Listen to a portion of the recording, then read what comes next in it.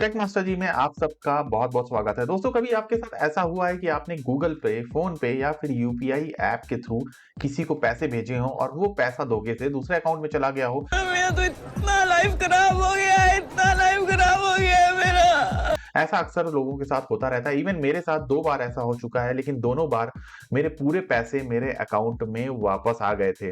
अब इसके लिए क्या करना है? इसके लिए 2 तरीके हैं जो आप अपना सकते हैं। ये तरीके जो हैं ऑफ़िशियल हैं, इसके लिए कोई भी एप्लीकेशन वगैरह इंस्टॉल करने की ज़रूरत नहीं है और ना ही आपको भाग-दौड़ करने की ज़रूरत नहीं है। आपके पूरे पैसे जो हैं अकाउंट में वापस आ जाएँगे। तो अगर आपके साथ ऐसा हो चुका है, आगे ना हो या फिर आपके दोस्तों के साथ ऐसा हो चुका है, तो ये वीडियो लास्ट तक देखते रहिए, आपके काफ़ी काम आने वाला है।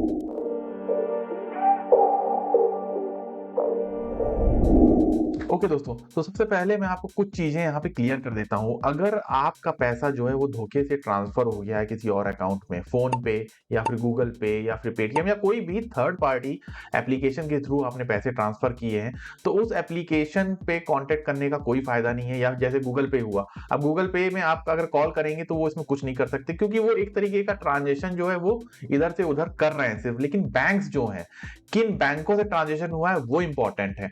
अगर आप सेम बैंक से ट्रांज़ैक्शन कर रहे हैं जैसे आईसीआईसीआई हुआ या फिर एसबीआई हुआ, अब एसबीआई से ही आपने एसबीआई के दूसरे अकाउंट में पैसा ट्रांसफ़र किया है, लेकिन आपने धोखे से गलत अकाउंट में कर दिया है, तो आपका पैसा आने के जो चांसेस हैं वो थोड़े ज़्यादा हो जाते हैं क्योंकि बैंक से बैंक जो है वो आपस में जल्दी से अपना जो इंटरनल कम्युनिकेशन है वो कर देंगे। लेकिन अब बाई चांस एसबीआई से आपने एचडीएफसी में पैसे ट्रांसफ़र कर दिए हैं, तो उसमें क्या है, एक बैंक दूसरे को रिक्वेस्ट करेगा कि भाई ये जो पैसा है हमारे अकाउंट होल्डर का वो गलत हो गया है, आप इसे रिवर्ट करिए, तो उसमें समय लग सकता है। बैंक टू बैंक में आपका हो सकता है 48 आवर्स में आपका जो काम है वो कंप्लीट हो जाए, लेकिन अगर दूसरे बैंक्स में आपने ट्रांसफर कर दिया है तो उसमें 5 दिन भी लग सकते हैं, 6 दिन, मैक्सिमम 7 दिन तक जो है आपका टाइम लग सकता है अदर बैंक के उसमें। तो पहली चीज, आपको अपने बैंक के कस्टमर केयर को कॉल करना है। जैसे मैं एचडीएफसी अकाउंट होल्डर हूं और मैंने अपने एचडीएफसी अकाउंट से एसबीआई को पैसा ट्रांसफर कर दिया है गलत अकाउंट में, तो मैं एचडीएफसी में अपने कस्टमर केयर को कॉल करूंगा, उसको इसकी जानकारी दूंगा। एक चीज का ध्यान रखिएगा, आपने जो भी पैसा ट्रांसफर किया है यूपीआई ऐप के थ्रू, उसका एक स्क्रीनशॉट ले लीजिएगा। इसलिए ले लीजिएगा क्योंकि स्क्रीनशॉट में क्या होता है, बहुत सी चीजें रहती हैं, जैसे वीपीए नंबर होता है आपका और साथ में ट्रांजेक्शन आईडी होती है और साथ में आपकी डेट और टाइम भी लगी होती है, क्योंकि भाई होता क्या है कि बैंक को भी पता लगना चाहिए कि आपने किस आईडी से जो है अपना ट्रांजेक्शन किया है। इतने ट्रांजेक्शन डेली होते रहते हैं। और दूसरी चीज ध्यान रखिएगा कि 48 आवर्स के अंदर ही है आप कॉल कर लीजिएगा। ऐसा नहीं है कि आपको 3 दिन बाद याद आ रहा है और फिर आप कॉल कर रहे हैं कि मैंने गलत अकाउंट में पैसे ट्रांसफर कर दिए थे, तो वो काफी पुराना हो जाता है, उसमें फिर बैंक आपकी हेल्प नहीं कर सकता है। अब अगर ये तरीका काम नहीं आता है, बैंक कहती है नहीं नहीं ऐसा नहीं होता है, तो इसके लिए एक और ऑप्शन है। अब आपने बैंक के कस्टमर केयर से भी बात कर ली लेकिन फिर भी आपका पैसा ट्रांसफर नहीं हो रहा है, तो उसके लिए दूसरा तरीका भी आप अपना सकते हैं। उसके लिए करना क्या है, गूगल क्रोम पे अपने जाइए, आप डेस्कटॉप पे चाहें तो उसमें भी ट्राई कर सकते हैं और NPCI national payment corporation of India की ये वेबसाइट है, इसको ओपन कर लीजिए। कुछ इस तरह की देखिए साइट दिखती है यहाँ पे और यहाँ पे देखिए 3 आपको लाइन दिख रही हैं, इस पे क्लिक कीजिए, आपके सामने कुछ ऑप्शंस खुल जाएंगे और यहाँ पे सबसे नीचे देखिए दिख रहा है यहाँ पे गेट इन टच, इस पे क्लिक कीजिए और यहाँ पे यूपीआई कंप्लेंट है, उस पे क्लिक कीजिए और यूपीआई कंप्लेंट में आप जाएंगे तो यहाँ पे देखिए सारी चीजें आपको मिल जाएंगी और साथ में नीचे जो है कंप्लेन का एक फॉर्म मिलेगा। ये आपको फॉर्म जो है छोटा सा भरना होगा। मैंने आपसे कहा था कि अपना स्क्रीनशॉट जो है वो देख लीजिए। स्क्रीनशॉट कुछ इस तरीके से आपको दिखता है जिसमें आपकी सारी डिटेल रहती है।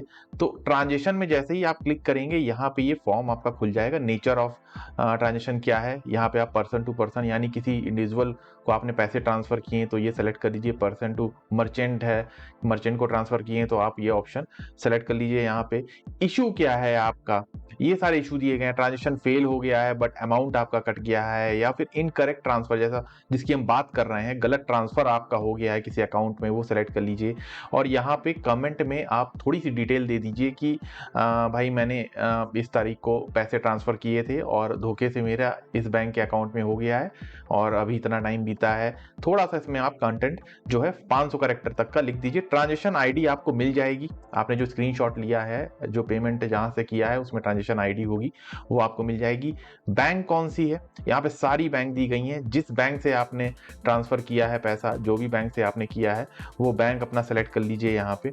और वर्चुअल पेमेंट एड्रेस भी आपको वहीं पे मिल जाएगा, वो यहाँ पे लिख दीजिए। अमाउंट कितना है, जितना भी अमाउंट हो आपका, 1000, 2000, 3000, 4000। डेट ऑफ ट्रांजेक्शन कितनी है, ईमेल आईडी अपनी दे दीजिए और अपना रजिस्टर मोबाइल नंबर डाल दीजिए। और यहाँ पे आइडेंटिटी के लिए यहाँ पे आप जो है अपनी बैंक अकाउंट की डिटेल्स जो है, बैंक अकाउंट का स्टेटमेंट जो है वो कर सकते हैं। इसके लिए पहले क्या है, बैंक स्टेटमेंट जो है वो आप डाउनलोड कर लीजिए, अपने फ़ोन में डाउनलोड कर लीजिए या डेस्कटॉप पे कर लीजिए, फ़ोन पे ट्रांसफ़र करके उसे अटैच कर दीजिए। इतनी डिटेल जो है आपको यहाँ पे भरनी पड़ेगी और सबमिट कर दीजिए। एनपीसीआई की टीम जो है आपको कॉल करेगी और कॉल करके वो आपकी कंप्लेन जो है उसको सॉल्व करेगी और आपका पैसा इस तरीके से भी वापस आपके अकाउंट में ट्रांसफ़र हो जाएगा। तो देखा आपने, इस तरीके से बड़ी आसानी से आप अपना जो पैसा है गलत अकाउंट में चला गया है उससे अपने अकाउंट में दोबारा जो है वो मंगा सकते हैं। आज के वीडियो में इतना ही। आई होप ये वीडियो आपको पसंद आया होगा। जल्द मिलते हैं अगले वीडियो में, जब तक टेक मास्टर जी को सब्सक्राइब करना मत भूलिएगा।